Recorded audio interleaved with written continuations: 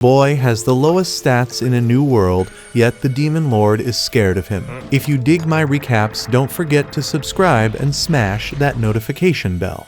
Under a heavy rain, the melancholic air contrasted with the heavy current of the aqueduct where a couple walked as if it were a beautiful sunny day in the park. As they approached the rapids, the man said this was the true man-eating river. Leaning on his arm, the woman beside him called out for the sensei to leave, so they tied a rope connecting their wrists, and thus the man declared they would be together forever. Suddenly, a runaway truck appeared on the muddy road and ran over the couple. On this day, a certain great author and his lover left this world. After this tragedy, the man woke up in an unknown sanctuary, looking around with a strange disinterest at his foiled plan. Analyzing the statue of an angel, he supposed this was the world we go to after death, a place with a rather Western style. However, a woman appeared and explained that this was not the destination for the dead. Introducing herself as the guide for those who descend to this world, she said her name was Annette. According to her, the newly deceased was chosen to enter this land, surrounded by darkness Zauberberg, to become a hero who must bring light and hope. Showing no motivation with what was said, the man realized that in other words, besides having failed in his plan to take his life alongside his lover, he was also brought to this strange place without his consent. With a slight laugh, he put his hand on his head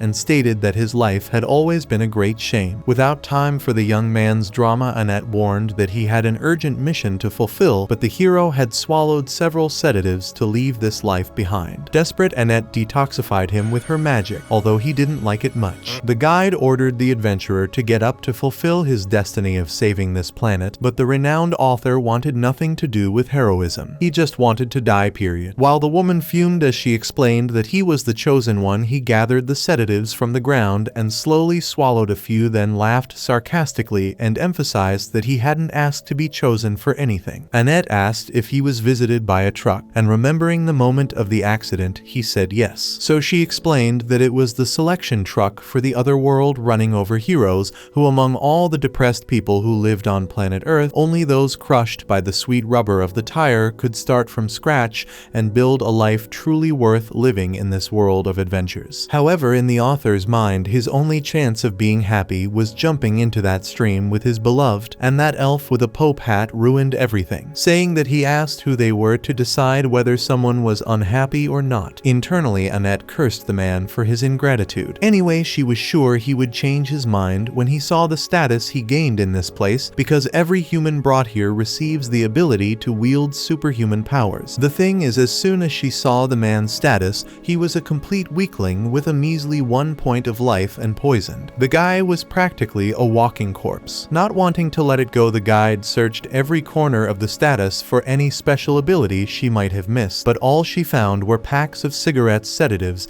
and a notebook with a pen in the inventory. There was no way around it. The guy was indeed a human slime with lung cancer. Not that he was disappointed, as he had no expectations, but the author turned his back and announced that he was leaving. Feeling guilty, Annette grabbed his wrist and apologized for everything, assuming they might have brought him by mistake. Given that the guy was extremely weak, she made it clear that he would not survive in this world. Once again, he laughed and replied that this had always been his life, whether in his original world or now. Not wanting to leave the human adrift, Annette asked him to stay inside for now, as going out would expose him to the many dangers outside, but the sensei didn't expect to live. On the contrary, he wouldn't mind giving up everything to never exist again, saying that he turned and left while the guide watched with teary eyes, noting that this human was different from the others. There was a time when Annette took pride in guiding inhabitants from another world, welcoming people with open arms and getting excited to meet all kinds of folks from an alternate reality. Until one day she received an arrogant boy who was one of those employees exploited to the bone by his company, and the idea of becoming a hero went to his head. Arrogant, the kid bragged about everything he did, and every time Annette found herself praising the guy's performance without thinking that maybe she had become just a hero worshiper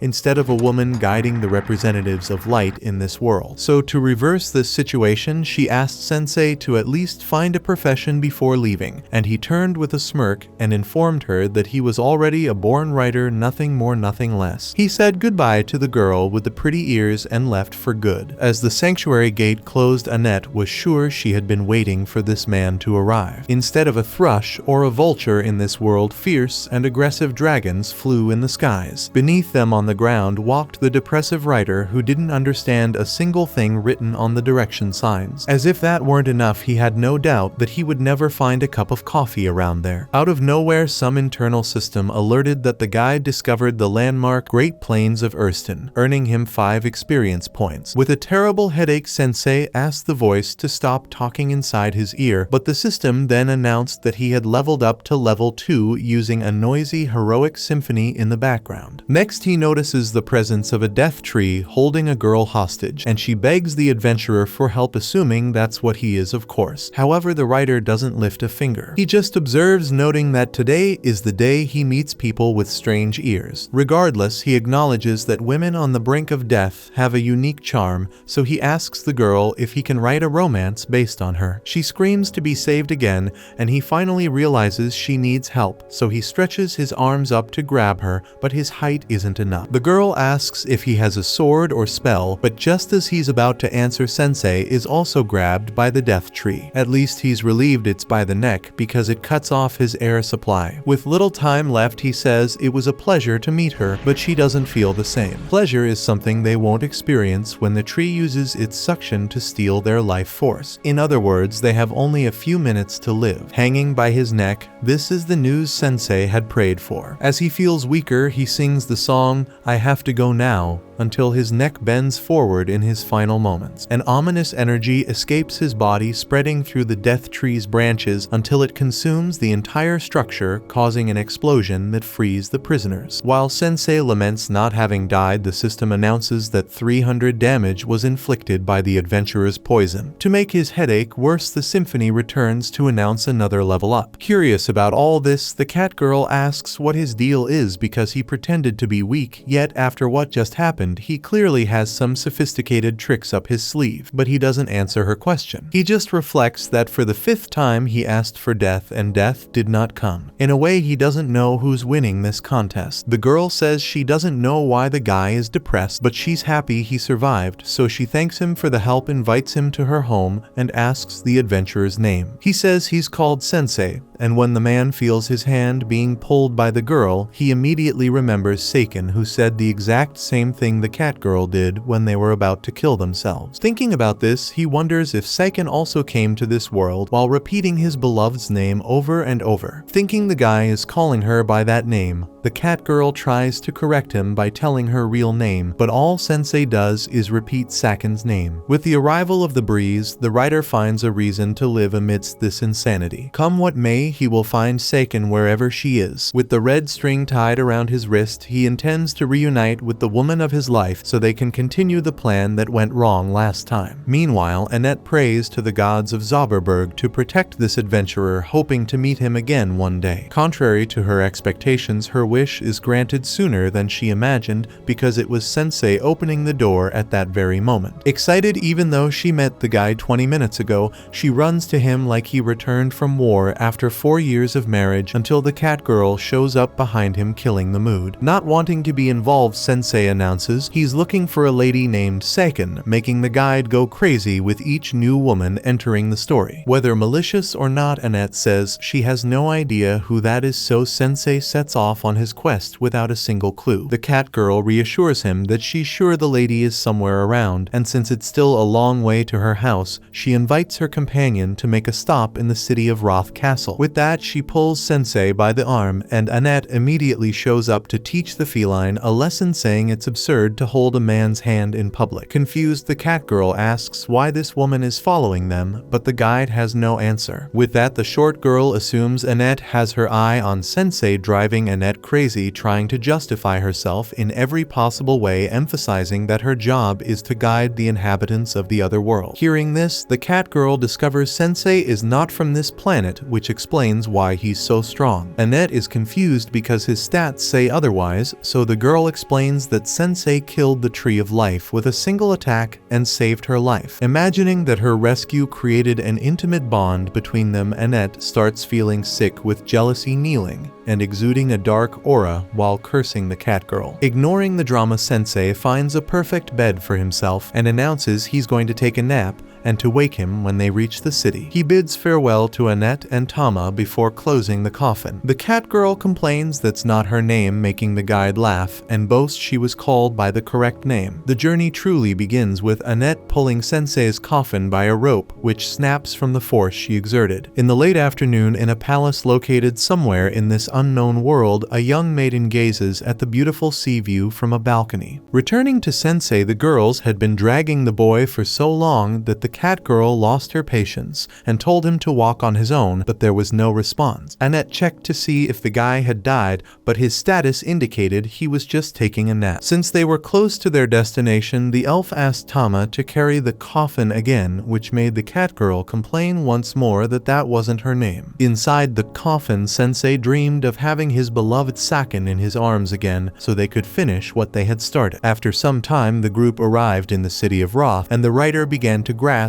that he was in a completely different world. This realization sparked his artistic side with all the things he could never have imagined seeing in his life. Amidst this, Annette announced she would request an audience with the king. Once in the throne room, the supreme ruler of Roth introduced himself as Thomas alongside his daughter Charlotte. The king offered the group accommodations in the castle for the night, which made the travelers smile, but there was a condition. Since he loved hearing stories from travelers, he wished the adventurers would share their experiences and memories with him. Considering he had just arrived and wasn't the most proactive adventurer in the world, Sensei asked if it was enough to talk about what it was like to sleep in a coffin, making Thomas think it was a death threat. To divert attention from this topic, Annette commented that Princess Charlotte was very beautiful, and besides thanking for the compliment, the king informed them that she would soon be married. Moreover, he wanted to ask for advice about it. Before explaining further, he asked two men to enter the throne room. According to the sovereign, there were two candidates for the princess's hand, the brave knight Gomez and Otto, the wandering minstrel of love. The king explained that perhaps due to the influence of the demon king of wrath, monster activity had recently increased. Considering his age, Thomas couldn't deal with this great threat alone. Therefore, one of these two would become Charlotte's husband, and the next king who would face the threats to Roth alongside the future queen. However, since the princess had not yet chosen which option she wanted, Thomas would like the candidates to weigh in. After pondering this matter for a few seconds, Sensei said he had no idea, as this choice would determine the future of the princess and the kingdom as a whole, and it shouldn't be placed on the shoulders of strangers who had just arrived and were unknown to everyone. To conclude, Sensei commented that Thomas was a horrible tyrant king who didn't deserve the crown he wore. With that said, the two women accompanying the boy tried to smooth over the situation in every way, explaining that this guy came from another world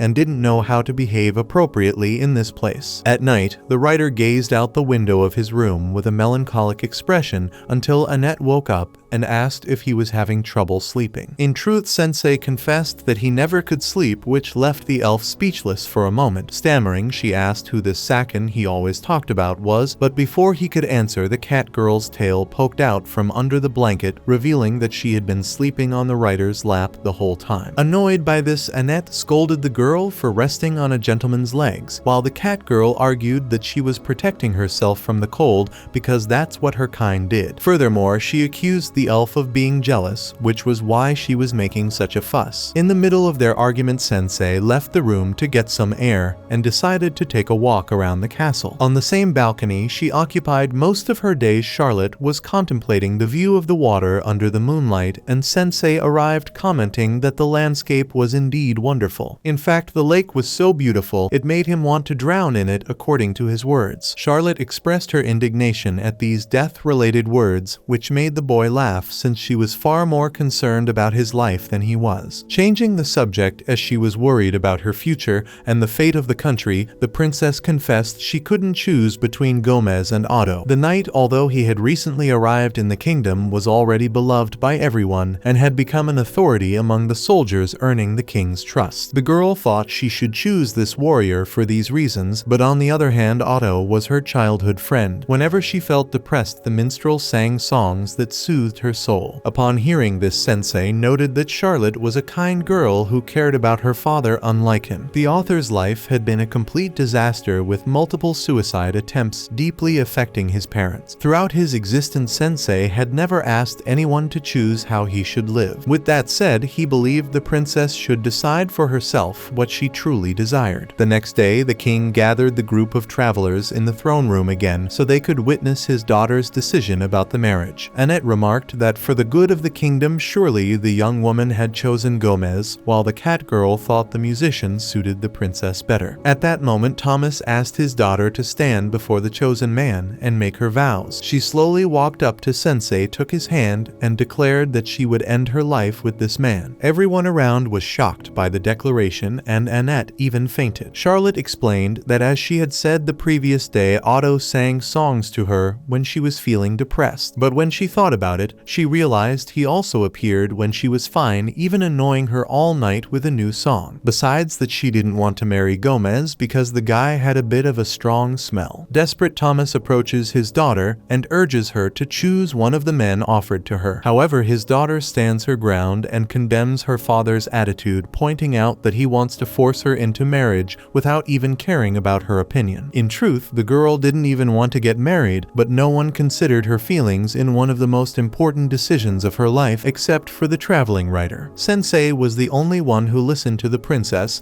and asked what she wanted to do with her life. In the midst of this, Gomez reveals why he didn't have a pleasant odor, as he removes his armor, revealing himself to be a minotaur, a servant of the demon king of wrath. The monster's initial plan was to ascend to the throne by marrying the princess and then delivering her to his master. But his true identity was discovered. Sensei asks the young woman if she realized the man was a monster, but she had only sensed the foul smell coming from him, nothing more. Embarrassed by the conversation, the Minotaur puts an end to the insults and declares that he no longer needs to ascend the throne, so he will simply kill everyone. As the cat girl tries to wake Annette, the kingdom's guards attack the monster, but they are all easily defeated. A pillar destroyed by the monster's punch almost falls on the elf, but the cat girl saves her just in time. Not taking it lightly, she counterattacks with a knee to the giant bull's face, showing that she won't be defeated as easily as the soldiers. Otto plays a melody called Song of the Nameless Hero, making the cat girl think she was being empowered, but the music was useless, merely adding to the fight's atmosphere. Speaking of which, the Minotaur attacks his opponent with his horns, but she dodges and strikes the bull again. Despite the initial advantage, the cat girl is hit by the enemy's horn, which was extremely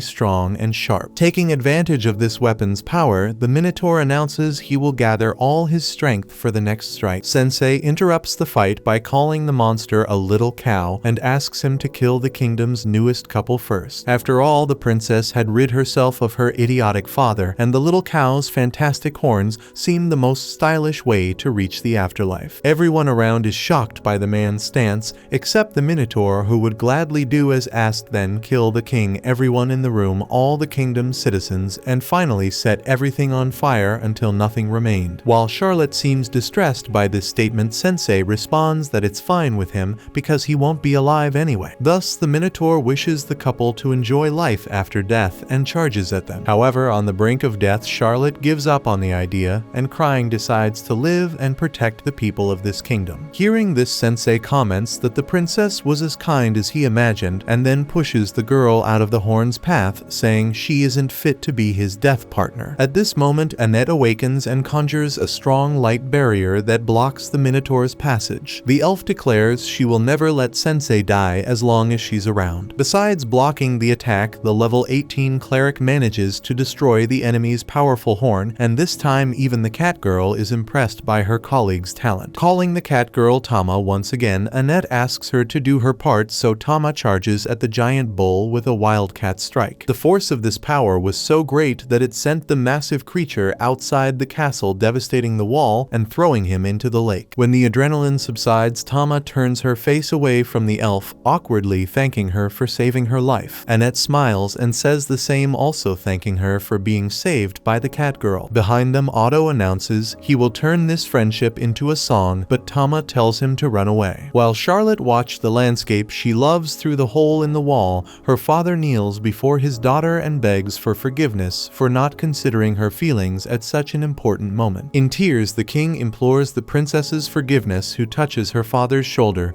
and says that from now on she wants to be heard regarding the kingdom's problems and her life as a whole. With that said, the two embrace lovingly and cry together in reconciliation. Sensei observes that he failed to die once again. A day later, a soldier alerts about the arrival of monsters near the south gate, so the queen orders her royal guard to exterminate the threat. Sitting on the throne with her crown, she remembers that the kingdom must be protected and relies on her men for this. Then all the soldiers bow and exalt Her Majesty Queen Charlotte. Dragging Sensei once more, his two companions comment on the princess's audacity in becoming the ruler of Roth, but worry about a 16-year-old girl having to deal with the challenges of governing a kingdom and its people. Overhearing the conversation, Sensei comments from inside the coffin that the girl chose this for herself, so they shouldn't worry about anything. Finally, he notes that women on the verge of death are beautiful, but those who rise on their own are equally wonderful. Speaking of which, as the writer is dragged, Tama asks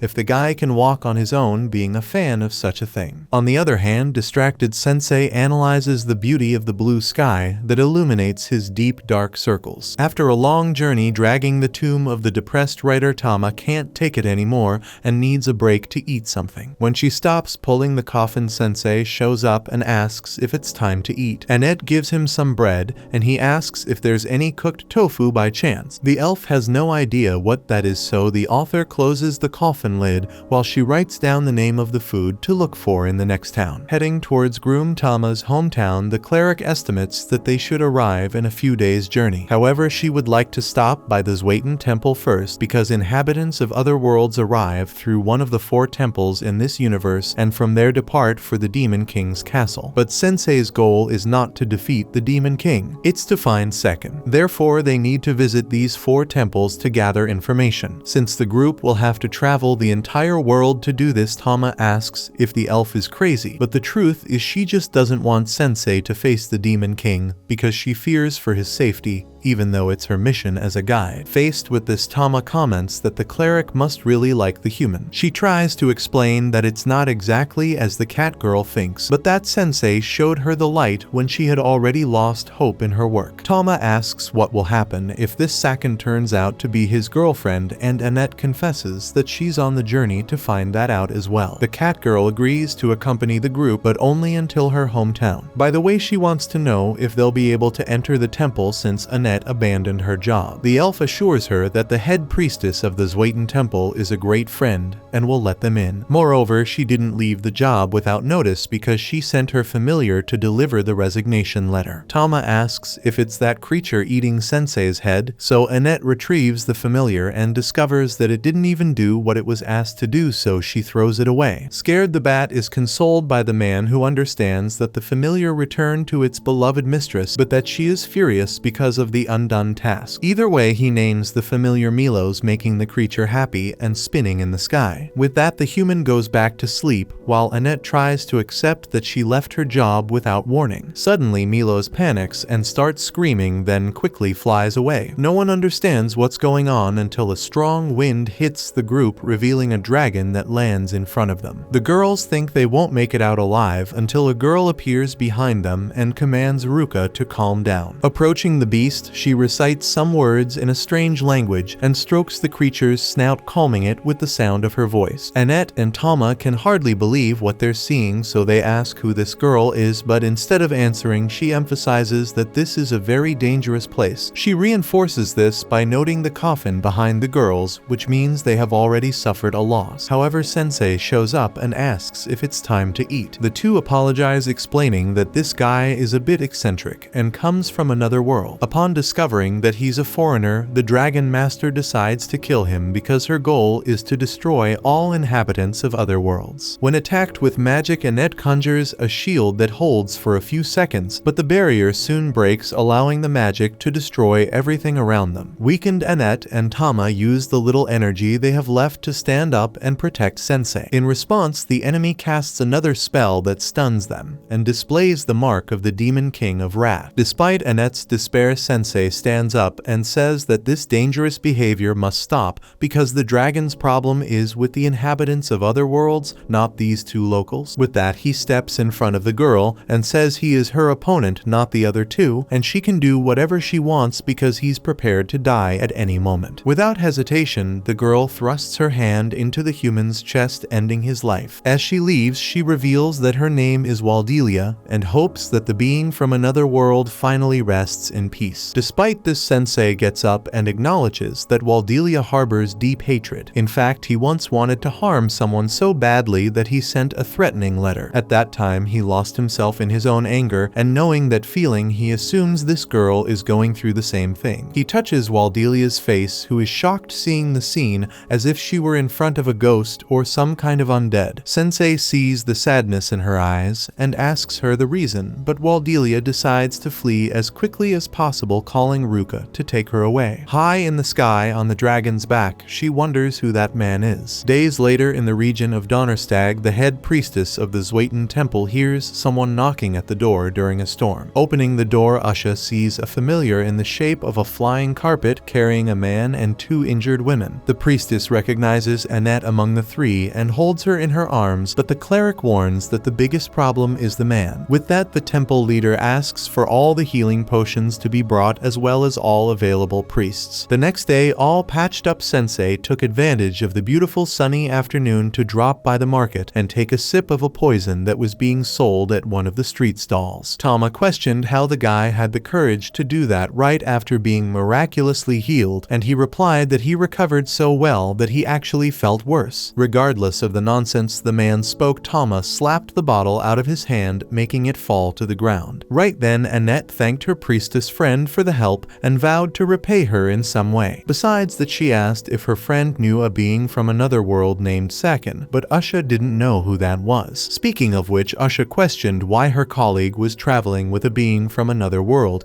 especially after leaving her job without notice. Either way, the priestess was relieved to hear the news because she always thought Annette was too pure for a job like that. However, traveling with a transferred human is very questionable because transferred ones are known for their dubious character, especially when they receive the gift to face the Demon King. These powerful abilities usually go to the humans' heads, making them extremely vain and egocentric. In the meantime, out of nowhere, a rapper named Kotaro invited the elves to have fun with him while he dropped a contagious flow. His super powerful ability is mass production, which multiplies money infinitely, and he was willing to spend some of that cash on them. After kicking the rapper out rudely, Usha used that human as an example to illustrate what the transferred ones are like, but Annette explained that Sensei is not like the others. About that, Usha already knew just by looking at the guy's face, because it was certainly the face of a destructive man, and she believed that this human would ruin her friend's life if she insisted on traveling with him. The thing is, Sensei changed Annette's life, and she understood that she wouldn't be who she is now if she hadn't met him. Speaking of the devil, Sensei showed up asking for money to buy medicine, and while dropping a bunch of coins into his hand, Annette emphasized that this guy is not destructive at all. Despite thinking that he had already destroyed Annette herself, Usha questioned what gift this transferred one had, assuming it couldn't be much since their group was defeated easily. Then her friend explained that he had no power at all, but still he risked his own life to save her and Tama from the Demon King of Wrath. In shock, Usha wanted to know what story that was, because the Demon King of Wrath had been destroyed by another transferred one a week ago. Meanwhile, in a dark castle, a man told a dragon that it could bark all it wanted because its master was not coming back. Sitting on the beast master's bloody throne, the man said he had already dealt with him. Near the castle, Waldelia assumed her father was inside. Upon hearing that the Demon King of Wrath had already been destroyed, Tama was also shocked, and Annette thought that this would finally bring peace back to Zauberberg. The Catwoman celebrated, but wondered who that girl with the dragon was then. Moreover, Sensei himself had arrived a week ago, and if the danger had already been eliminated, it wouldn't make sense to bring another transferred one here. At that moment, Sensei tore up the papers he was writing on and lay down on the ground, asking the girls to write on his tombstone, "Here lies a writer who doesn't write." Tama asked what he was up to, and Sensei explained that he had tried to translate his experiences in this new world into words, but had so far failed to write anything, and that was driving him to despair. Rubbing her hands, Annette asked how the author described their first meeting meeting, but froze upon learning that the guy hadn't mentioned a word about her. On the other hand, when he met Waldelia, he felt a wave of creativity, and for that reason he couldn't understand why he was stuck. Faced with this, Annette invited the guy for a walk around the city to relax a bit, as she had already been thinking about buying some things for him. Said and done, the elf dragged the human to the market and gave him armor the size of a giant because she didn't want him getting stabbed in the chest by some random hand anymore. Unable to walk inside the armor, Sensei received his helmet in the end. Annette asked him not to go anywhere without them, but he ended up staying behind when they continued on their way. Usha was passing by and got startled by the man in armor, so he explained that he was looking for new inspiration in the city. Taking advantage of meeting the writer, the elf announced that from now on Annette would stay with her, because the young woman trusted people too much and Usha was sure that the transferred one would ruin her in some way. Sensei said that the cleric was not a bird in a cage, so she could decide what to do with her life on her own. In the middle of this discussion, a transferred one appeared, drawing everyone's attention. Dropping the flow, Kotaro announced the arrival of the man created by the heavens to be above all, and his name was Suzuki. Soon the champion transferred one called the people of Vale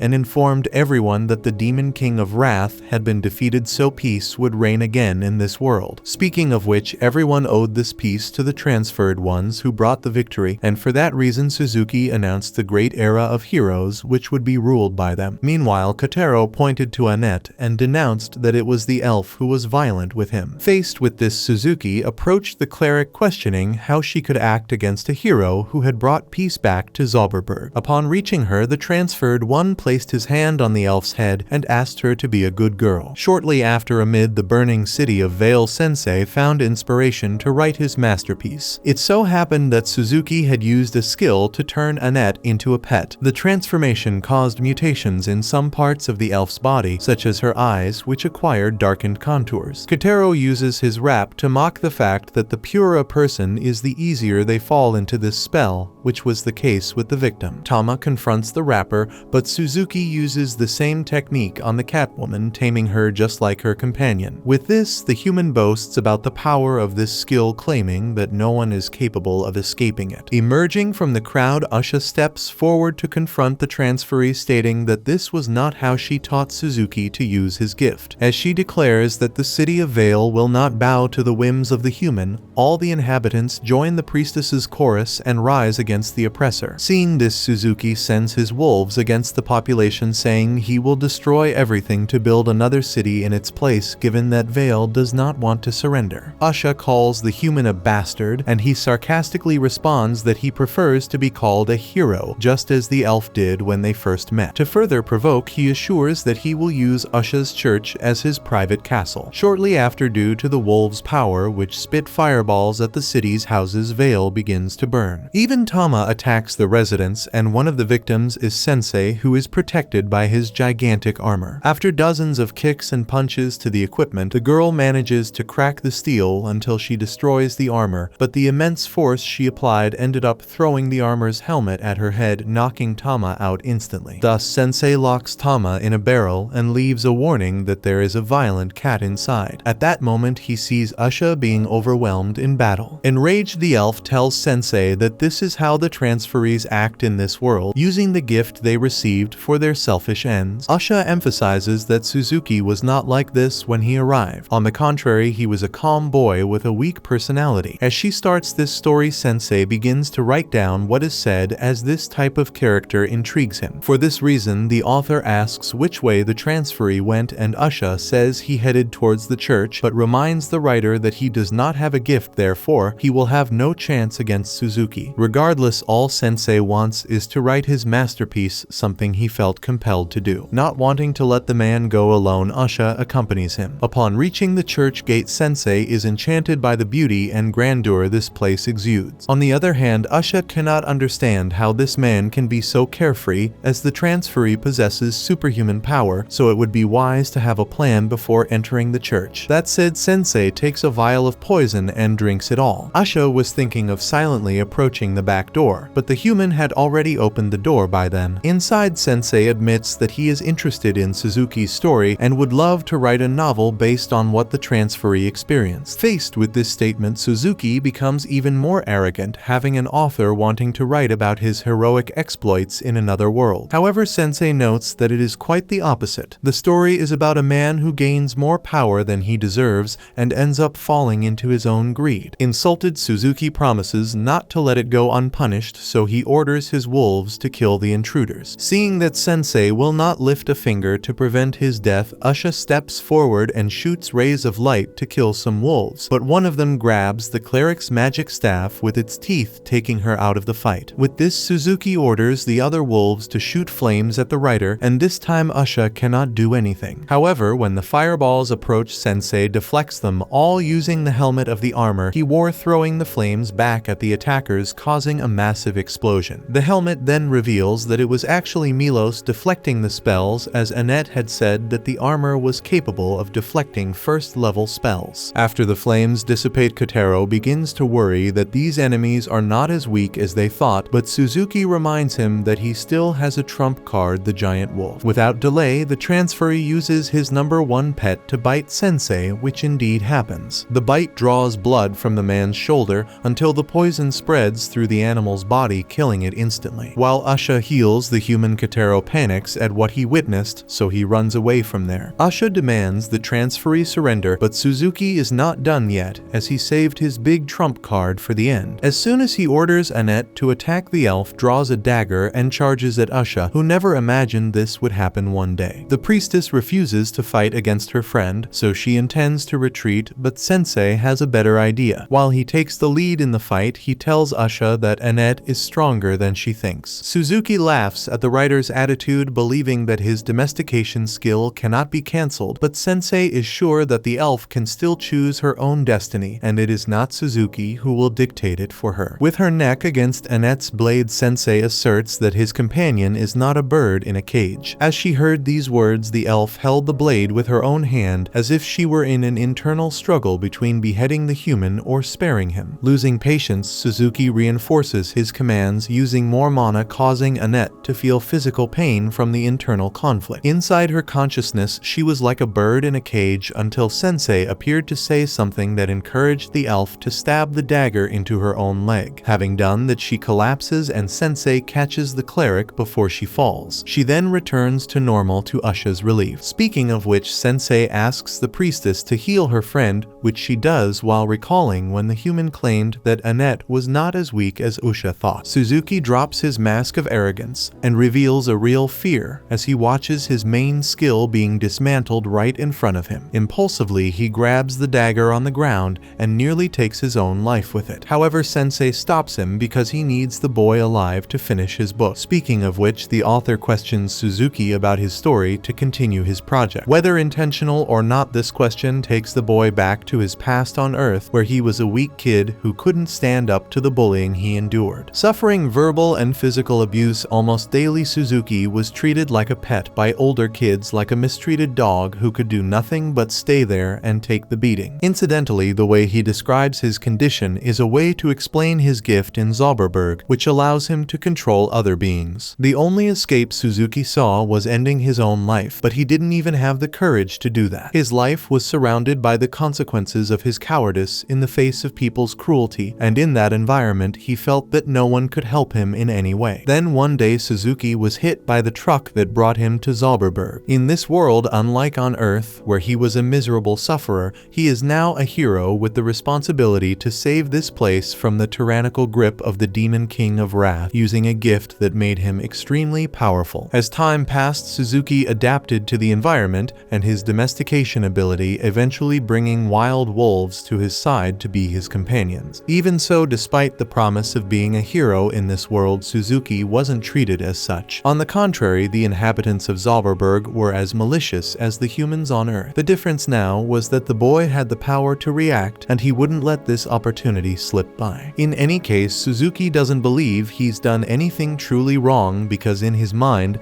no matter which world he inhabits, he will always be a nobody without determination as he is now. After the transferred one tells his story, Sensei is satisfied to conclude his novel based on Suzuki, a weak man who hoped to live as a hero in another world but couldn't even become a villain due to his own weakness. That's why Sensei titles the book Failure in Another World. Sensei thanks the kid for providing the necessary content for a book, but he can't call this novel a masterpiece. For this reason, Sensei tears out one of the pages, creating a magical circle to summon transfer student. With the circle's power flowing in reverse, Suzuki is sent back to where he came from. Shocked by what she saw, Annette checks Sensei's status and notices that he now possesses the gift of writing, and Usha believes this might be a special ability only activated against other transfers, which could mean the author was brought to Zauberberg specifically to fight these humans who were supposed to be the heroes of this magical world. Frustrated, Sensei collapses to the ground, utterly dejected after failing once again to write his definitive work. In his mind, he wonders if he will ever find the person who will inspire him in the best way, but he's certain that day hasn't come yet. Watching the dramatic scene, Usha wonders who this guy really is. Finally, despite having caused the boy's return to Earth, Sensei asks what happened to Suzuki. In the middle of Vale City,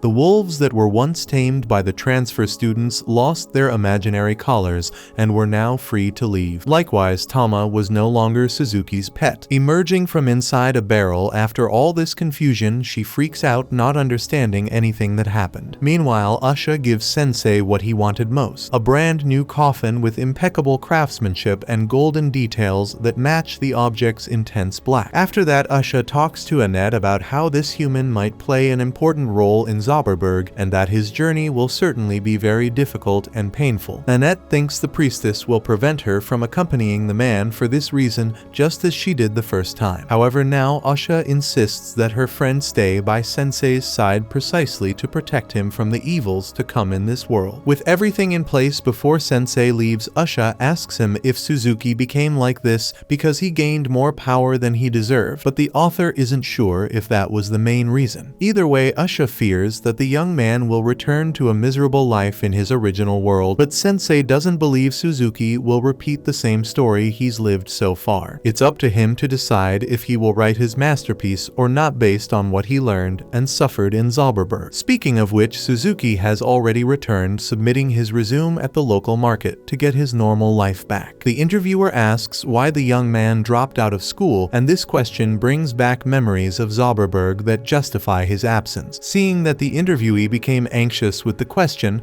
the man understands it must be a delicate subject and decides to give Suzuki a chance, asking him to start his new job tomorrow. As he leaves the market, the boy feels the cold of the snow along with the sound of the wind and extends his hands to appreciate the snowflakes melting on his skin. Meanwhile, in Sontag, a northeastern region of Zauberberg, the renowned Weiss Cathedral is attended by members of the Papal State, including Usha and Bishop Wolf, a clergyman bold enough to drink within the sanctuary. According to him, reality is for those who can't handle alcohol. On the other hand, the drink helps him endure the stinky dwarves he has to deal with every day, unlike his colleague who works with the demi in her jurisdiction. Suddenly, a servant of God with a strangely demonic appearance reminds Wolf that he shouldn't make such prejudiced comments in the Papal State. Being the first non-elf appointed as a priest, this goblin reached the rank of archbishop through exemplary work, which doesn't necessarily please all church members. Feeling provoked, Wolf points his finger at his colleague's face and asks if the goblin wants to switch jurisdictions with him, since he always gets the hardest jobs. The colleague reminds him that the tasks clerics receive depend on their behavior in the church,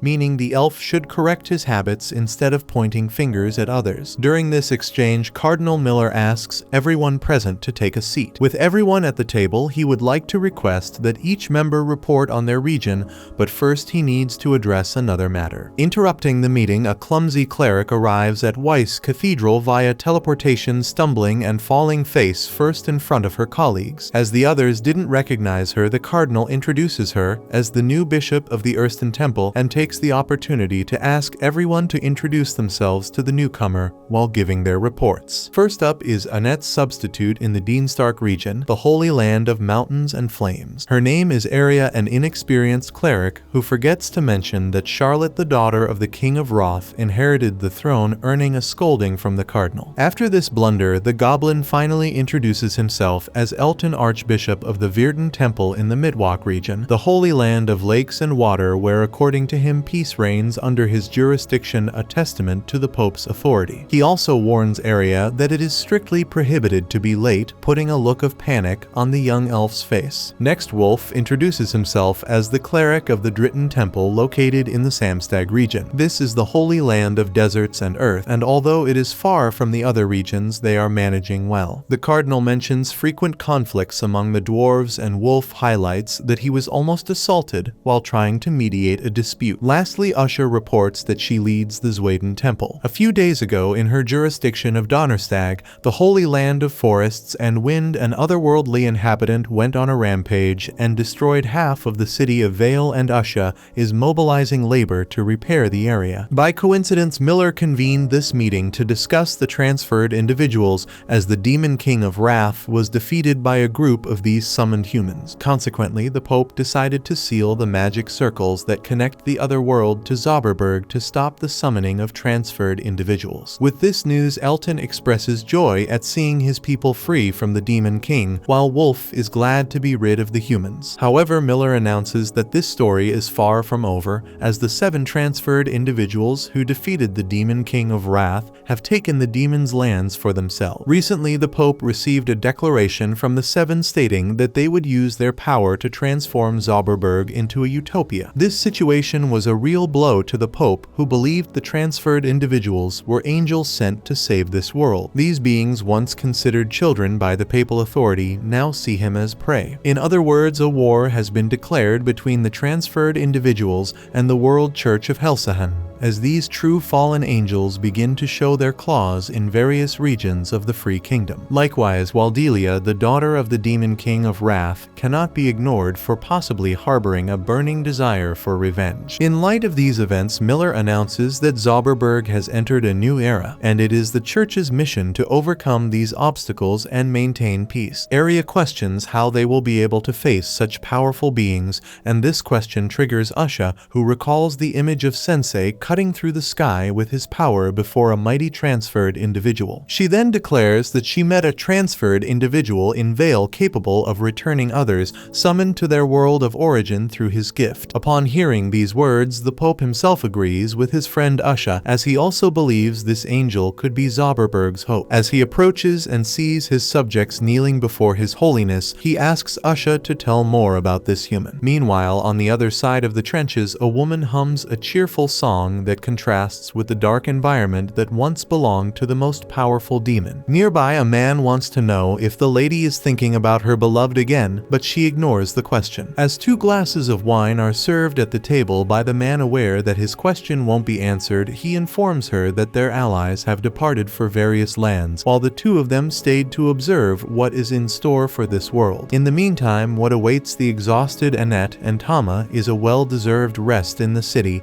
they just arrived at before hitting the road again toward Grun. As soon as she celebrates the opportunity to sleep in a warm bed, the cat receives the news that she has leveled up to 17 from carrying the coffin, so much making her wonder if this is something to celebrate. Keeping an eye on the conversation, a kid points out the direction of the town's inn and offers any information that might help the travelers. Since they don't know the area, they sit with the boy to better understand their surroundings. First, he tells them about an organization called the Hero Introduction induction service, also known as the transferred order service, where people are assigned to accompany groups with little self-confidence and provide them with a safe and comfortable journey. By the way, it was the boy himself who created this service. Hearing this, Tama doesn't recall having a good experience with transferred people, so she can't help but show a sour face. The kid takes offense at the cat's disdain because according to him, the transferred are heroes sent to save this world. In fact, if the ladies hire this service, he can introduce them to a summoned hero right now for just 4 zinzenzenzengenicos. Tama is ready to refuse the offer, but Annette cuts her off, already handing the money to the boy. Tama reminds her that 4 zinzenzenzen doesn't grow on trees, but the elf thinks it's pocket change if it means keeping Sensei safe. At the same time, the boy makes a face like he's taken advantage and asserts that a life has no price because the dead man in the coffin is surely seeking his safety in the other world and would be smiling in heaven if he knew a hero was accompanying his 2 friends. With that said, Sensei opens the coffin and apologizes for still being alive, almost giving the boy a heart attack as he yells that the corpse said something. Sensei feels offended because although he wants to become one, he is not yet a dead man. Annette assures the boy that the man is a hero, but the kid doesn't think heroes look like zombified vampires. In any case, he grabs the 4 zinzenzenzen from the elf's hand and runs off, not without first saying his name is Nur. Despite looking like a scam, he promises to bring a real hero to the ladies. Tama thinks it's a good idea to have this so-called hero carry the coffin, but the cleric insists on keeping that task for herself. When night falls, the innkeeper is tired of having these people hanging around the reception, so she wants to know if they are staying the night or not. Annette says again that they are waiting for someone, although Sensei knows very well that the boy will not return. According to the author, that rascal has the eyes of an adult. Hearing this description, the rabbit girl deduces they are talking about Nur, the bigmouth, the most wretched and talkative little guy in all of Zauberberg. Upon realizing this, Annette is furious at seeing her 4 zinzenzenzen go down the drain,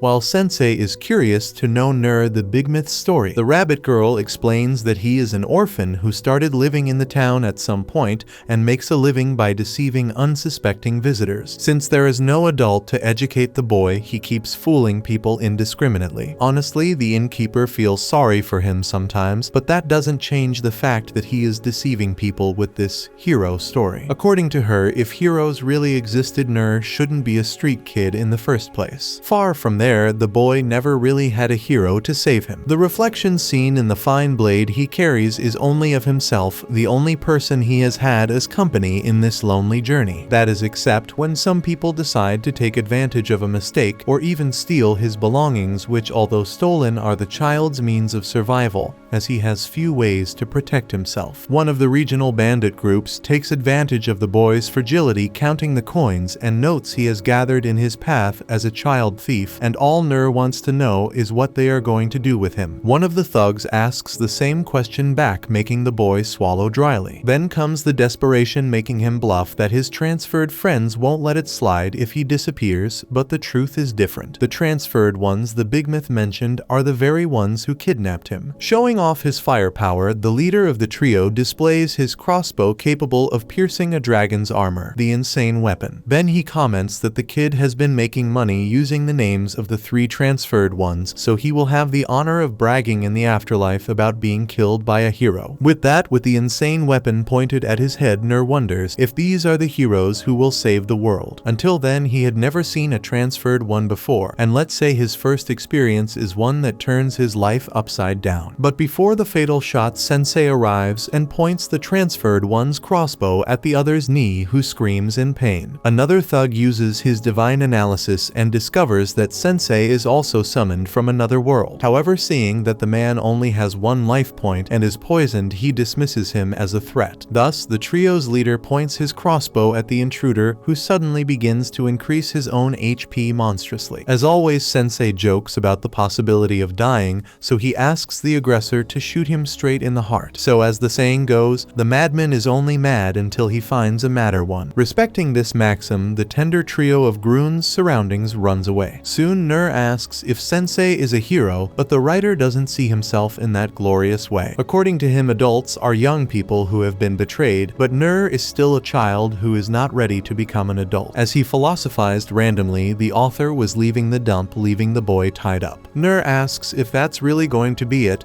and in Sensei's silence we can assume it is. The next day, the group prepares to head to Grun, and Sensei is pure exhaustion after spending most of the night chasing off transferred ones. Annette is incredibly jealous, thinking that the man was sweet-talking with another lady, especially when he confesses that it was a very pleasant night. Suddenly, the big myth is shameless enough to show his face in front of those he robbed yesterday, but he assures them he didn't lie to anyone. As everyone remembers, he promised to introduce them to a brave warrior, and this hero is standing right in front of them. As Sensei walked, the desire to kick the bucket grew stronger. The urge was so intense that it scared the boy who desperately tried to alert their travel companions that the writer was on his last legs. They got the message, but continued acting as if nothing had happened since they knew the guy well. In fact, Tama used Sensei's brave hero facade to make him pull the living's coffin. After some time, they arrived at Tama's homeland Grun. The cat girl was delighted to be back and went ahead promising to get everyone inside. However, instead of being greeted with fireworks, as she had imagined, the local guards pointed their spears at the group upon seeing Tama and threw them all in jail. For some reason, Tama was separated from the rest, and assumed they were imprisoned because of that troublesome cat girl. He speculated she might have stolen from some noble, but Annette assured that Tama was no thief. Meanwhile, Sensei slept using Milos as a pillow until he woke up and asked the elf how people were executed in this world. The cleric refused to answer, knowing the man was fantasizing about the most beautiful ways to burn. Regardless, knew they needed to escape, so he started to get to work. In seconds, he picked the lock, and Annette was quick to point out that this wasn't a skill of a brave hero. On the other hand, Sensei placed a hand on the boy's shoulder, and expected a big compliment from the depressed author, but instead he wanted to know why the hell the loudmouth got involved in this. To the misfortune of some and the luck of others, the guards noticed the commotion in the cell and tied up the prisoners this time. Sensei questioned if there was going to be that cool execution scaring one of the soldiers. Soon they were sent directly to King Siberian of the Kingdom of Grun. Beside him, Minister Briard accused the intruders of committing serious crimes, with the punishment being execution. After all, according to Siberian, these intruders had kidnapped the kingdom's Princess Matilda. Suddenly, Matilda herself burst into the throne room and told her father once again that she hadn't been kidnapped. She had been visiting various nations to test and develop her martial skills and had met these people along the way. She asked Annette if what she said was true, and the elf, addressing Tama as Your Royal Highness, scared the cat girl but was just desperate to avoid the gallows. Anyway, Tama or Matilda asked her father to free the innocent, but the king refused, much to Sensei's delight. Unless, of course, his daughter swore never to act like a little girl again, but as a true member of the royalty like her mother La Palma. The princess thought about throwing a tantrum, but looked at her friend's situation and gave in, promising to improve her behavior. This meant she could no longer venture out recklessly, so this was goodbye. With that, Matilda left the throne room and the prisoners were released. Next, the group went to an inn to eat something after spending a few hours in prison, and showed he wasn't a loudmouth just when it came to lying, as he devoured meat like there was no tomorrow. After all, he wasn't used to eating something of this quality, so he couldn't be judged. As for Sensei, the author was even crazier after missing the chance to go to the guillotine, so he turned to sedatives. Mentioned that he had no idea Tama was a noble of this country, while Annette remembered the times she had been rude to the Catwoman, which is why she was scared when the possibility of the gallows arose. While serving more food to the travelers, the waitress heard them talking about Matilda and asked if they knew her, as her name was Kajika, and she had served as a lady in waiting to the princess in the palace.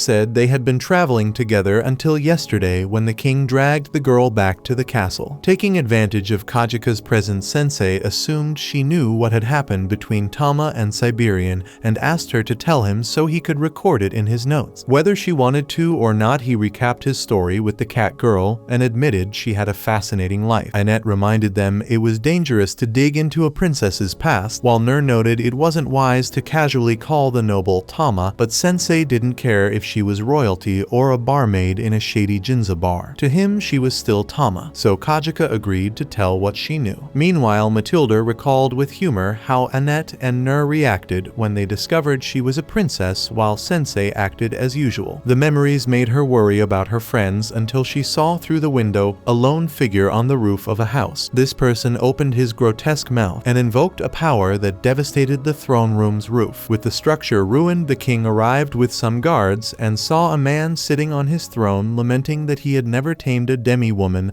though pleased that there were many of this race here. His name was Kaibara, one of the heroes who had killed the demon king and saved the world, though now known as the fallen angel of gluttony. Siberian knew well that this was one of the 7 fallen angels, as the World Church of Helsahan had warned, so he imagined this creature hadn't come with good intentions. With doubt, the king asked the obvious, and Kaibara announced that he had come to consume the entire nation. Immediately, Grun's soldiers stood ready, promising to prove why they were called a nation of warriors. However, as soon as they advanced against the enemy, the fallen angel of gluttony used his cursed mouth to devour the guards mercilessly, and with each bite that grotesque mouth took, the man was also fed. As he had imagined, demi-flesh was muscular and tough, horrible to eat. Although often seen as gluttonous, Kaibara is picky about what he eats. He's not after the tough flesh of a warrior from Grun, but rather the tenderness of a young demi-woman. Outraged, Siberian orders his men to stand back, leaving Briard worried that his majesty wants to intervene alone. As the king of this nation, the leader announces that he will not allow the angel of gluttony to leave here alive. Being level 56 and possessing the divine beast's fist, the revered Siberian steps in front of the enemy. Kaibara finds the concept of a warrior king interesting and tests whether this one truly lives up to the title. Summoning the dark abilities that earned him the title of Fallen Angel of Gluttony, the transferred one attacks the king of Grun with all his veracity. However, the seasoned warrior evades the threats with his immense skill. In retaliation, Siberian uses the thunder ability through his wild cat palm technique. Mocking the leader of these people, Kaibara pretends to be hurt as a form of disdain. Certainly, this ability would kill an ordinary man, but Kaibara had devoured golems that turned his body into armor itself. In response, Siberian removes his bracelets and clenches his fist to conjure his ultimate technique. Regardless, the transferred one shows no fear, so Siberian charges at his opponent. At the same moment, Tama appears and calls for her father. Kaibara quickly realizes he is facing a young demi,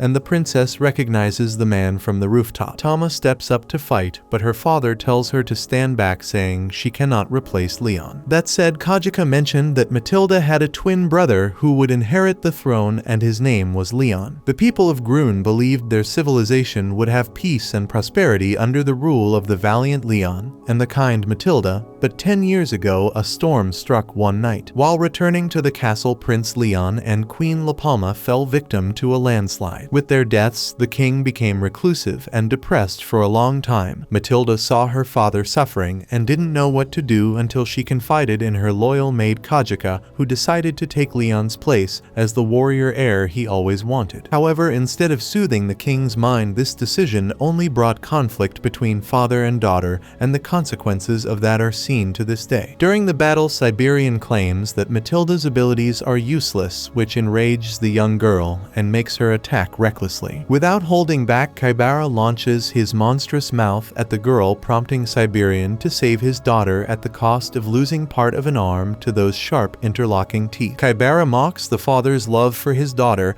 while lamenting that Siberian can no longer use his ultimate technique without the arm he just lost. The angel makes sure to emphasize that he has just chewed the king's limb. Tama furious charges at Kaibara again, so Briard grabs the princess before she can be killed and flees with her, now unconscious. Coincidentally, upon reaching the middle of the city, the minister encounters the travelers who brought the heiress and warns them that a transferred one is attacking Grun. At that moment, an explosion occurs, alerting the entire population. When everyone looks at the scene, the dust settles, revealing King Siberian chained and kneeling before all. Kaibara introduces himself as the new king of this land and announces that he will not be an oppressive ruler, but needs to fulfill his desire to consume consume the demi-flesh living here, focusing on the weak ones. A commoner throws a stone at the transferred one, who swallows the demi without ceremony, causing panic among the population. Around the city, monsters prevented the inhabitants from fleeing,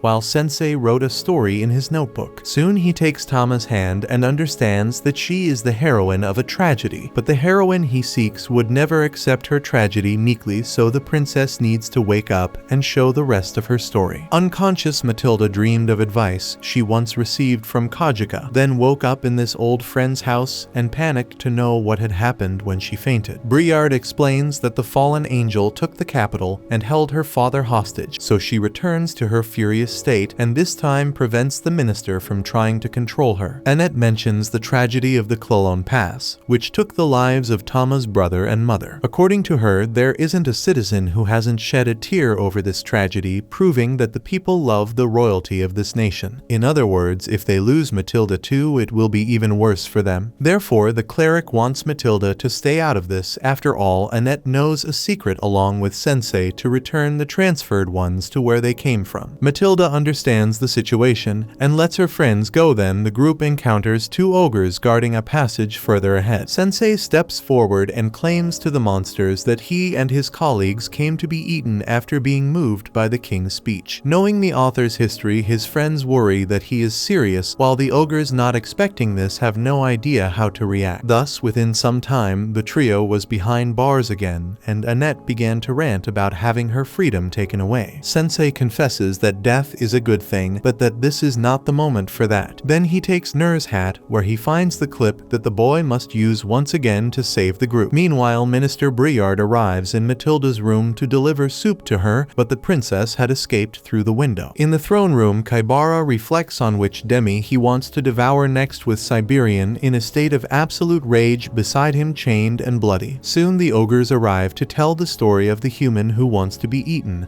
but Tama interrupts with brute force, knocking down the monsters without mercy. Siberian regrets that his daughter made this decision, unlike the fallen angel of gluttony, who rejoices to see his most desired dish before him once again. When Matilda was a child, she loved watching her father and brother train in martial arts. She couldn't participate because she was a girl, and her destiny was always to be a princess like any other. Siberian was hard on his son because one day he would be king and needed to be strong enough to carry the entire kingdom on his shoulders. The seasoned Briard remarked that the boy had a kind heart, but Siberian only cared about his strength. At the same time, he noticed Matilda through the window and scolded her for getting into trouble outside. Seizing the moment of her father's attention, she asked if she could train too. The king, however, roared that she needed to know her place as a princess. Matilda was furious, but there was nothing she could do to change that, so she ended up obeying. In her room with her mother, Matilda confessed that she hated her father because he wouldn't let her practice martial arts like Leon. Being honest, she didn't want to be born a princess. Seeing her daughter's distress, La Palma hugged Matilda and urged her to listen carefully to what she was about to say. Whatever it was that Matilda heard, she now found herself in a life or death situation before the fallen angel of gluttony, who boasted about luring his prey by using her father as bait. Still, the princess swore she would defeat Kaibara with her own hands. The invader planned to toy with his food before devouring it, striking the girl with her father's secret technique. Ironically, Kaibara had stolen the king of Grun's ability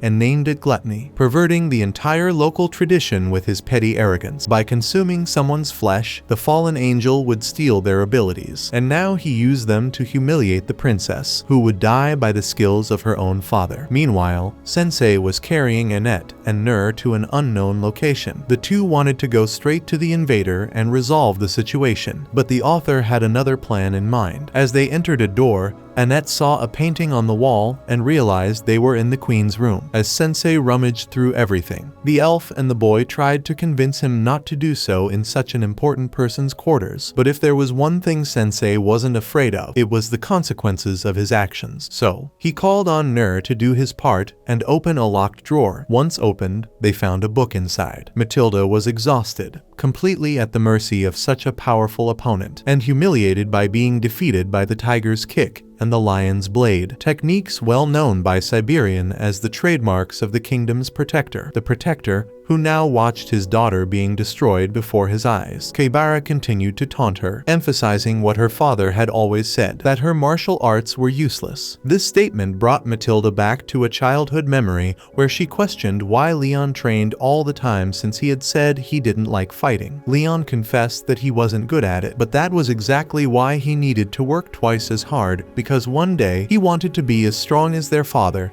and be able to protect his sister, his mother, and everyone in the kingdom. With this memory in mind, Matilda was overcome with sadness, but her determination drove her to rise again. Siberian ordered his daughter to stand down, but the fact was, she was following in her brother's footsteps. He would never give up in such a situation. Seeing this, Kaibara found her will to keep fighting increasingly amusing, which made him even more excited to consume her flesh at the end of it all. This sensation of euphoria made the invader certain that his pathetic life in the past had been worth enduring. In his previous world, it was as if he were dead inside, even though he had been born in a huge mansion and always had everything money could buy, because his parents gave him everything he wanted. Each day, his table was filled with more luxurious dishes, but his soul grew emptier. Out of this emptiness grew a need to feel alive, and in pursuit of that, Kaibara did something no one would have expected. During an ordinary lunch, he stood up and attacked a servant with a fork. Yet, he still didn't get exactly what he wanted,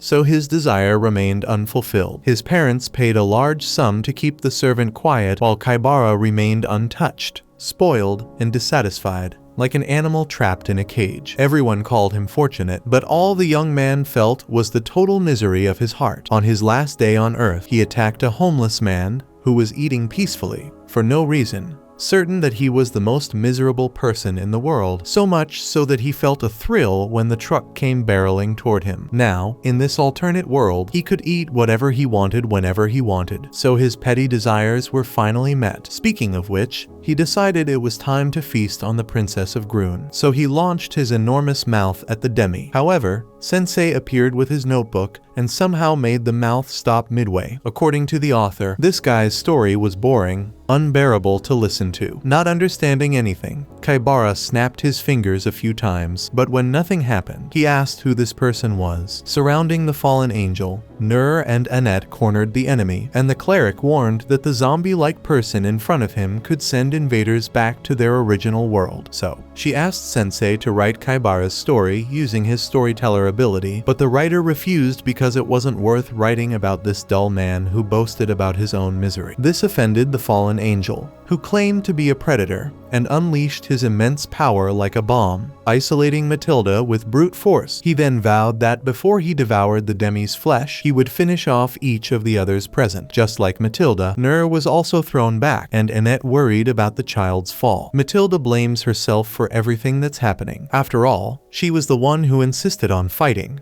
She couldn't stop Sensei, Annette, and Nur, and she tried to take Leon's place, which led to the current situation. So when Sensei places his hand on her shoulder, she asks what she can do now. He then pulls a book from his sleeve, dedicates the story to Matilda, and hands it to her to read. In the end, it was worth writing about the demi's fate. As soon as Tama opens the book, the pages magically fly toward the sky. Amidst all this, Kaibara is attacking Annette, who needs to protect Nur, so she shields him as best as she can. Sensei comments that the more he learned about Matilda's past, the more he realized that she suppressed her feelings because she was so kind and clumsy. Because of this, throughout her childhood, she was trapped by her father's vision of the ideal princess that Matilda was supposed to be. Then, after the family tragedy that took her mother and brother, the girl tried to lift her father's spirits by trying to take the place of his son, who was seen as the ideal prince. In doing so, the princess's most sincere feelings were never understood and remained hidden until today, as Matilda never had the chance to be who she truly is. As a result, instead of getting closer to her father by imitating Leon, Matilda only created more distance between them. One day, her mother told her who she should be, and Sensei shows the page that recalls that part of the story. On the day La Palma asked for her daughter's attention, she told her that Matilda's life is hers alone and she should live it as she pleases. Matilda comments that her father would never allow that, so La Palma smiles and promises to convince the king to give the girl more freedom. After all, she emphasizes all her father wants is to see his daughter happy. Since then, Matilda found herself at a crossroads, torn between living as her father wanted wanted, or as an ideal prince in her brother's place. Struggling, the Demi couldn't decide which path she preferred,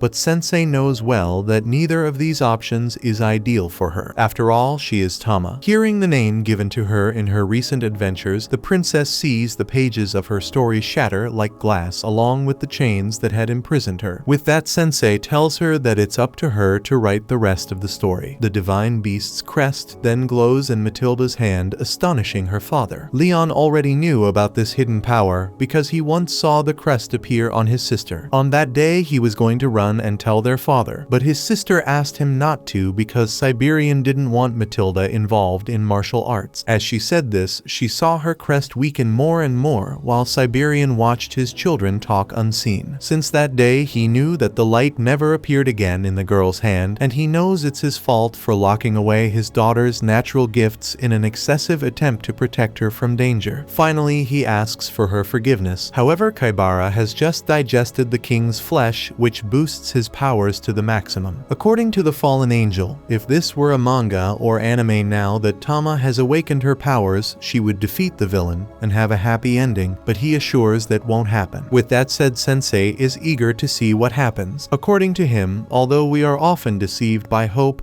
we are similarly deceived by despair. Even when we are pushed into the depths of panic, we will find a thread of hope. With those words, Tama charges at the opponent, using the cat's distraction followed by the cat's headbutt, which for the first time injures the fallen angel of gluttony. Enraged, Kaibara recklessly counterattacks, so Tama seizes the moment to invoke her ultimate technique of the divine beast's banquet king's fangs, and this strike obliterates the enemy with unimaginable power. After the victory, Tama faints, so Annette slowly heals her companion. Sensei returns La Palma's book to Siberian, who thanks the writer for guiding his daughter in this moment. In response, Sensei says he merely wrote his book. Briard notes that the princess awakened the ultimate technique king's fangs, but that her power is still incomplete. As he finishes speaking, Kaibara revives to his own surprise, sustained by the gigantic body of a demonic insect. Having secretly consumed the flesh of the deceased demon king, he feels infinite power surging within him, then raises his beastly form to destroy every living soul in the chamber. However, Waldelia suddenly appears and decapitates Kaibara. Even headless, the fallen angel takes advantage of the demon king's daughter's presence to remark on how delicious her father's flesh was, so she ends it all with an impressive display of power. Sensei greets the girl with sad eyes and asks if she feels any better after avenging one of her father's tormentors, but Waldelia doesn't respond and warns that she will eliminate the author next time before leaving with her dragon Ruka. Sensei then confesses that one day he would like to write the story of the girl who avenged her father's death, but whose sadness never faded. The next day, the heroes are thanked for saving the royal capital of Grun. Tama decides to stay at the castle to support the king, and though she will miss her friend, Annette respects her decision. Speaking of her, the princess receives a visit from her father in her room, and he advises her to continue her journey with the comrades she came with. He doesn't feel so old that he needs the protection of a novice, but he asks her to return at the end of her journey. Thus, Tama doesn't hesitate before taking off her princess dress and promising her father that she will one day be as strong as he is. As his daughter departs, Siberian takes his wife's book and remembers her and their deceased son. Meanwhile, Sensei tells Nur that he doesn't have much talent for carrying coffins, so the guy tells him to walk on his own since he's doing poorly. However, the author says it won't be necessary. Just as he finishes speaking, Tama comes running to rejoin the group. In just a few days of travel, Tama points out the largest tree in the Zauberberg region, known as the World Tree of Grun. Sensei comments on its overflowing vitality, while Annette adds that no matter how many times she passes by, her spirit is always renewed. The cat girl jokes about their comments, and Nur quickly reminds her that the compliments weren't meant for her. The cleric explains to the writer that this is a sacred tree that watches over Zauberberg and grants protection to all who visit it. Nearby is the peaceful village of Toriko, where people live a simple life close to nature. Finally, the elf suggests they stop to say a prayer for a safe journey, but Tama, who was trying to tell the whole story of the tree by herself, loses her patience with her friend's chatter and lunges at her. A few minutes later, they reach the welcome sign of Toriko, And although they thought it might be some kind of hippie village where everyone claps for the sun, reality was far from it. The place was a massive casino for the transferred who would proudly lose their money and stab each other without the slightest remorse. Nur had imagined something different for this village, while Sensei explains that water takes the shape of its container, so there must be a reason Toriko turned out this way. By the way, with his sedatives running out, the author asks if there's a sacred tree nearby where he can hang himself. Annette suggests they speak with the mayor while Sensei eats pebbles off the ground to curb his craving for sedatives. Later on, they ask the mayor what's going on with the village, and he explains that a few months ago, some of the transferred who came to see the world tree started living there. They built the gaming hall, which attracted the worst types from everywhere, thus stealing the simple and tranquil lifestyle of Toriko. To illustrate his point, the mayor picks a leaf from the world tree and shows that not only this one, but all of them have been weakening over time,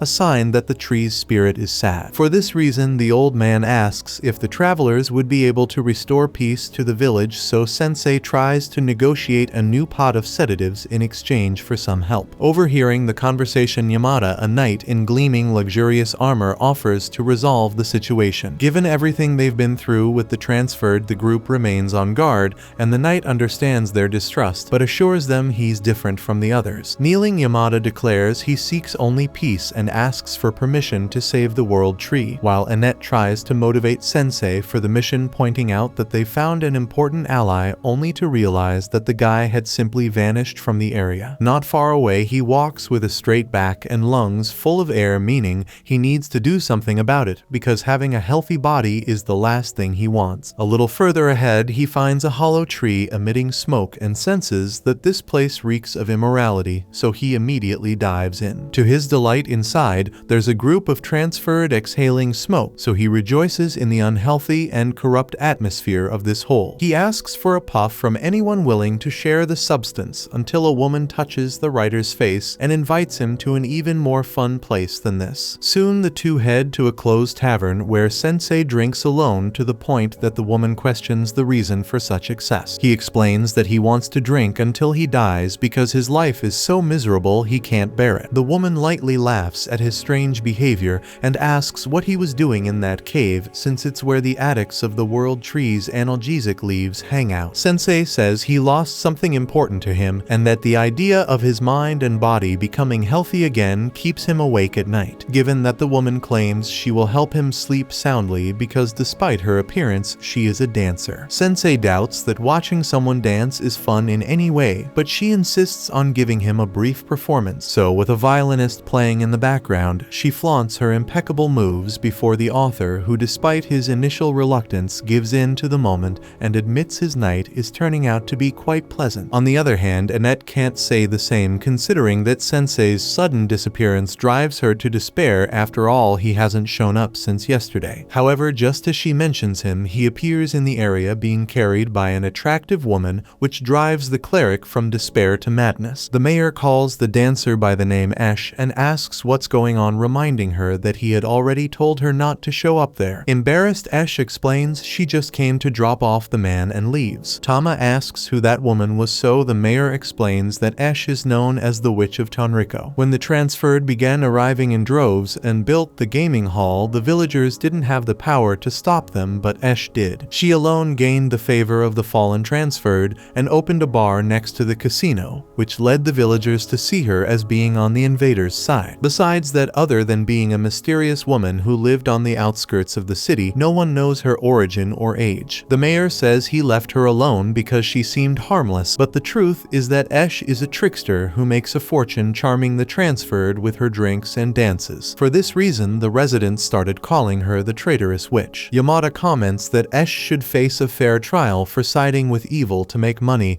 and the mayor thanks him for the help offered, asking that the village be saved once and for all. The following morning, Annette has to chase after Sensei once more throughout the city as the battle against the transferred ones is about to begin. Despite this, he doesn't recall agreeing to such a dangerous job. What he really needs is the peace and tranquility that Bar offers. The elf insists on bringing her friend back, but Yamada pulls her aside and claims that the writer has been enchanted by the witch, but once the evil that plagues this village is destroyed, those affected will return to their natural state. Arriving at the bar, Sensei thanks thanks Esh because it was thanks to her that he momentarily forgot his painful life and allowed himself to dream. The woman is pleased to have been useful, but warns him that she is called a witch by the townsfolk due to behaviors like the one from the night before. Playfully, she asks not to be blamed if she ruins the writer's life, but that's exactly what he wants. Laughing at the man's eccentric stance, Esh offers a toast so that the spirit of the world tree may grant protection to Sensei's painful life. He asks what this story about the tree's spirit is, and she tells him that according to legend, when the spirit of the world tree descends, the wishes of the weak and sick will be granted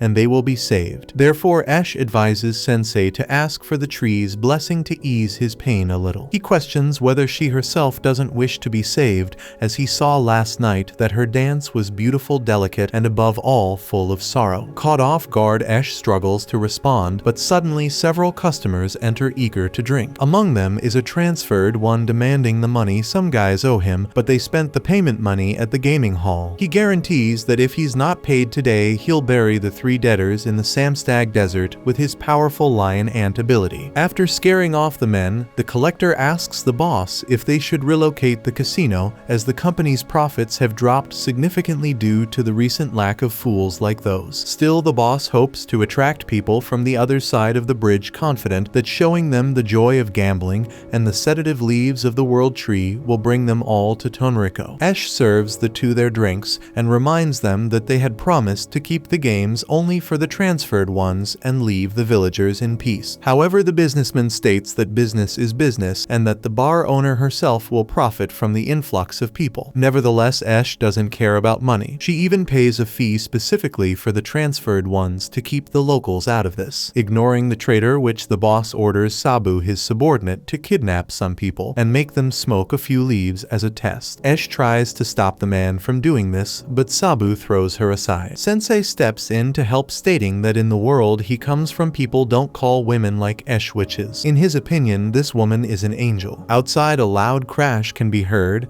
and the statue head of the casino nearly falls on the thugs. Sabu rushes to the gaming hall and sees the place wrecked with a group standing in front of the debris. As the transferred ones arrive, Yamada steps up and denounces the swindlers and the witch who works with them. Sword in hand, he declares it's time for punishment. Sabu sends his men after the knight, but Sensei arrives just in time and grabs everyone's attention. He says that Yamada ruined the pleasant dreams the writer was having, and that he hates people like Yamada who shout grand things as if they were the world's heroes. Yamada responds that he has no time for a lunatic transferred one who dishonors the mission they came to accomplish. The author sits down and says that no random sermon is going to change his life, so Yamada tells him to watch the law being enforced before his eyes. Without delay, he uses the justice judgment ability against the transferred ones, forcing the criminals to retreat. The villagers celebrate the victory, but consider Esh a traitor who worked with the imposters. Yamada assures them that the woman has repented for her actions, but the villagers are not interested in forgiving the so-called witch and expel her from the town. Sensei steps in and tells them that this woman fought alone to protect this place, flattering those troublemakers every night to keep them in check